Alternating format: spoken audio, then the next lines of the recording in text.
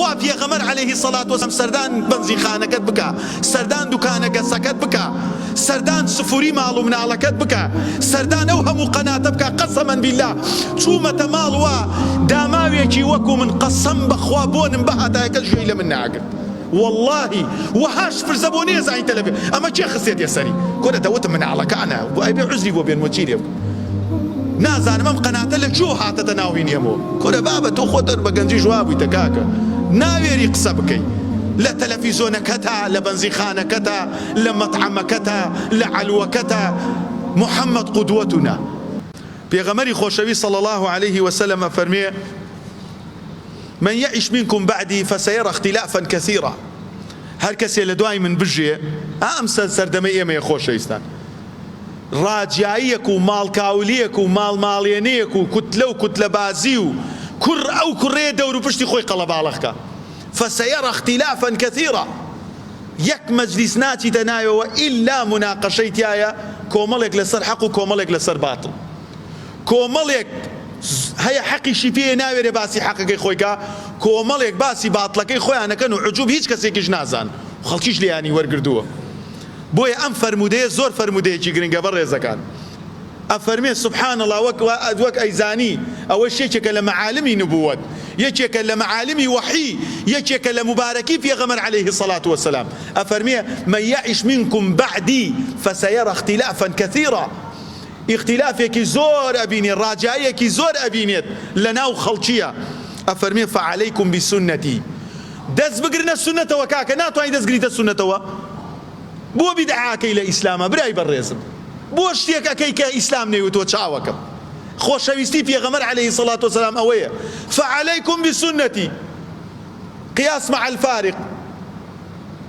جوانترین نمونە بۆ پێغەمبەر و ئەڵڵایە سبحانه وتعالى. باشە ئیساکە من توو شاگرد منی لە دوکانەکە، پێت ئەڵێم سەعات 11 دایخە و 100 دۆلار دەدەمێ، تۆ تا 4 ئێوارە داینەخەی زەرەر تۆ یا زەرەر منە کاکە.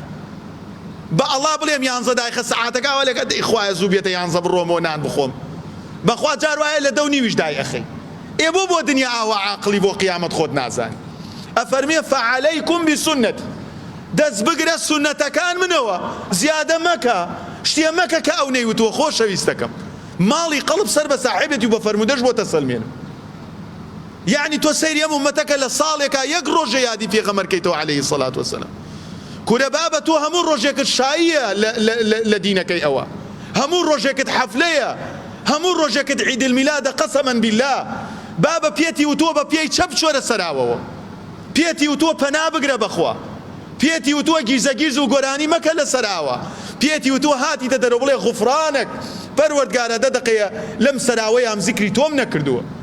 هەموو هەنگاوێکی تو زیکر و یادی خوایە، خۆشگوزەرانیە، ڕێگەی هیدایەت و نەجاتە. تۆ بۆ شکری خوا ناکەی دەستگریتە کەمێک و ئیقتصادێک بکەی. الاقتصاد في السنة خير من الاجتهاد في البدعة. بخوا دەستگریتە کەمێک لە سنەتەوە لەوە باشترە بدعەیەکی زۆر بکەی. خۆشەویستەکەم فبۆیە ئینسانی مسلمان ئەبێ عاقڵ بێ. کاتێک کە تۆ داتەنەن ئەڵێن ئەم 6 ساعتە ئیشکە و 100 دۆلار وەرگرە، بە قورئان هیچ کەسێ لێوە 12 ساعت ئیش ناکە. ئومەتێک لە بەردەم هینەکەی نووسیەتی بەنزیخانەکە نووسیەتی محەممەد قودوەتنا. بەنزینم تێک کردووە نەوتە نەوت، مەکینەی سیارەکەم بستوێنیت مجریم. تا ئێوارە خەڵکە گۆڕێ و خەڵک سفورەکە نووسیەتی محەممەد پێشەنگە چکلێتە داتە خەڵک. ئەی خوا بتگرێ و هیدایەتت دا ئەگەر ئەهلی هیدایەتی. والله خۆشەویستان نووسیەتی لە بەردەم مەطعەمەکەی محەممەد قودوەتنا، محەممەد پێشەنگە. ڕۆژێک شەربەتێکی تەنکیە شەربەتمان بووە کاتە بەلاش و گۆشتی هندی ئەیەنێ ئەی کاتە قۆزی و لەبان برنجادایە نابۆ خەڵک. ئەوە دینە؟ تو خوا پێغەمبەر عەلەیهی الصەلاة وەسەلام سەردان بەنزیخانەکەت بکە، سەردان دوکانە گەسەکەت بکە، سەردان سفوری ماڵ و مناڵەکەت بکە، سەردان ئەو هەموو قەناتە بکە. قەسەمەن بیللا چوومەتە ماڵوە داماوێکی وەکو من قەسەم بەخوا بۆنم بەهاتایەکە ژێی لە من ناگرت. واللهی وهاش فرزە بۆ نێزانی تەلەڤێ ئەمە چێ خستێت یەسەری کۆرە دەوتم مناڵەکانە ئەبێ عوزری بۆ بێن وەچی لێ. نازانم ئەم قەناتە لە کوێ هاتەتە ناوین ئێمەوە. کورە بابە تۆ خۆت بە گەنجی ژوا بوویتە کاکە، ناوێری قسە بکەی لە تەلەڤیزۆنەکەتە، لە بەنزیخانەکەتە، لە مەطعەمەکەتە، لە عەلوەکەتە. محمد قدوتنا. محمد صلى الله عليه وسلم دسي كذا ناوغن مكيا جيرا ويترب بان ويجان فرمي من غش فليس مني تولى مني تقنمي ترف روشي قرصة بصحابة كان يا واوتوا استاكا روي نفتا يعني صاغي كيتو بتاتا يعني صاغي كيتو خواردني كسفاير رقمك يا غوري وازاني قدوة بنا وايا خوش يستان من يعش منكم بعدي فسيرى اختلافا كثيرا خوش يستان أو اختلاف أو فعليكم بسنتي وسنة الخلفاء الراشدين.